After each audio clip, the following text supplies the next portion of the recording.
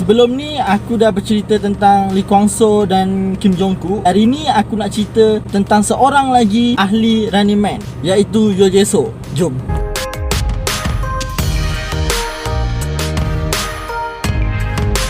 Yoo Jae Suk lahir pada 14 Ogos 1972, seorang pelawak dan pengacara yang menaung di bawah FNC Entertainment. Yoo Jae Suk pernah belajar di Seoul Institute of the Arts. Tapi walau bagaimanapun dia tak menghabiskan pelajarannya kerana banyak offer untuk menjadi pengacara dan membuatkan dia berhenti untuk belajar. Jae Suk debut pada tahun 1991 menerusi KBS Komedia Festival untuk pelajar. Untuk pengetahuan korang, pada tahun itu hanya satu sahaja pekerjaan Yoo Jae Suk pada ketika itu, dan pekerjaan kedua pada tahun 2000. Betapa struggle-nya Jae Suk untuk masuk dalam industri di Korea. 9 tahun struggle. Kenapa dia struggle macam tu? Faktor utama Jae Suk tak dapat tembus dalam bidang seni di Korea kerana faktor muka yang hodoh. Itulah yang dikeluarkan oleh pengarah-pengarah televisyen yang lain. Korea mengambil berat tentang wajah ketika itu. Korang pun tahulah Jae Suk macam mana kan. Diorang tak memandang bakat yang ada sebenarnya. Jae Suk pernah cakap dia dulu seorang yang gagap, dan kerana gagap lah menyebabkan orang ramai tak percaya bakat dia. Jae Suk akhirnya jumpa jalan yang di mana atas nasihat kawannya Choi Jin Sil, pada tahun 2000 Jae Suk buat rancangan sendiri iaitu Life Happy Together. Di situlah bakat hostingnya terselar, membuatkan banyak televisyen nak hire dia jadi pengacara.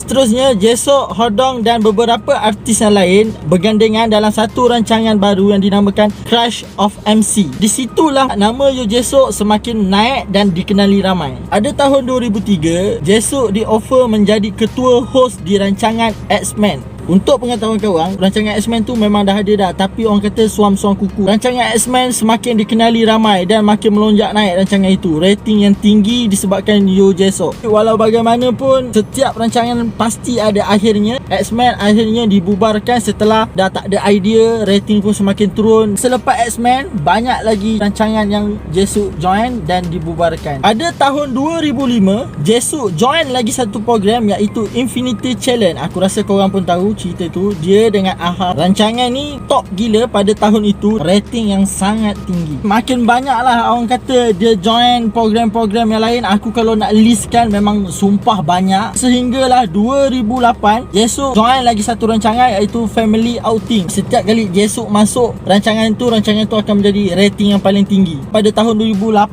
itu, Family Outing menjadi variety show yang paling tinggi rating pada ketika itu. Akhirnya pada tahun 2010 Yoo Jae Suk confirm join Running Man sehingga sekarang. Untuk pengetahuan korang, di Running Man tu Jae Suk bukan setakat member je. Jae Suk juga ialah penyumbang idea untuk setiap game-game di Running Man tu. Peminat Running Man diorang pasti tahu. Pengarah Running Man, kalau rating naik ke apa, diorang akan call Jae Suk dan cakap tanya. Pengarah tu cakap dia akan menghadap Jae Suk selama 1 jam hingga 30 minit dengar bebelan daripada Jae Suk. Apa yang aku boleh cakap, Jae Suk ialah tulang belakang lah di dalam Running Man ni. Tanpa Jae Suk aku pun rasa Running Man ni susah nak capai ke tahap sekarang. Jae Suk ialah seorang yang menepati masa. Dia tak suka lambat sebab dia cakap 24 jam masa dia tu untuk bekerja. Ada jugalah member-member Running Man sendiri cakap waktu diorang nak rehat, tapi kalau Jae Suk dia nak bekerja, dia tak nak rehat. Selepas pada tahun 2010 Jae Suk jadi banyak host di rancangan-rancangan lain, sehingga orang kata seminggu tu dia kena rakam 5 variety show. Penat kan jadi Yoo Jae Suk? Seperti yang kita tahulah, Jae Suk ialah seorang yang hardworking. Sehingga sekarang ni pun dia masih banyak lagi variety show yang dia rakam. Contohnya Bastard dekat Netflix tu,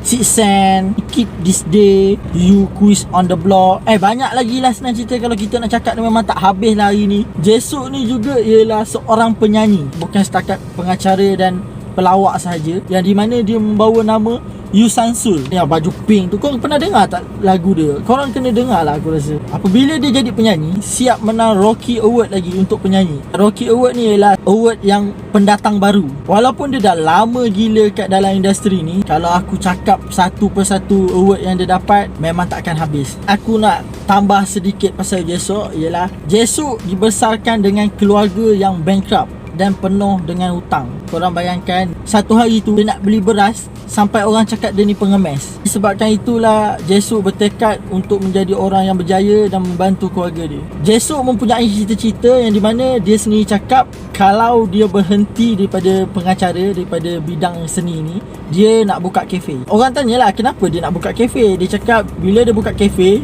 dia berharap kawan-kawan dia datang dan duduk berbual dengan dia. Senang cerita dia nak santai-santai dan berbual-berbual lah dengan kawan-kawan lama dia. Seperti yang korang tahu, Jesuk ialah seorang yang sangat dermawan. Banyak yang dia dah derma daripada segi yang COVID-19 ni pun dia dah derma berjuta-juta sebenarnya. Ada seorang bapa ni mempunyai 5 orang anak tau. Salah seorang anak dia kena operate. Perlukan duit yang banyak lah untuk operate. Bila bapak dia pergi ke doktor untuk tanya berapa apa semua, doktor tu cakap dah dibayar. Bapak tu tanyalah siapa, rupanya Jesuk yang selesaikan hutang itu.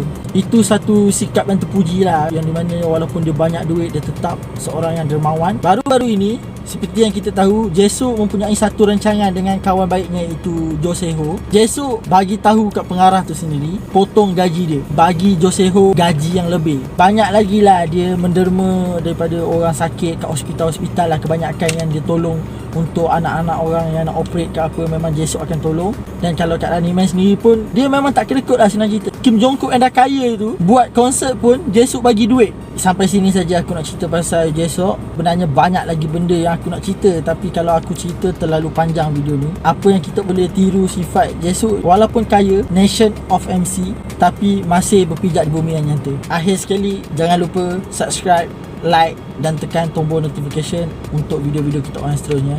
Thanks for watching guys.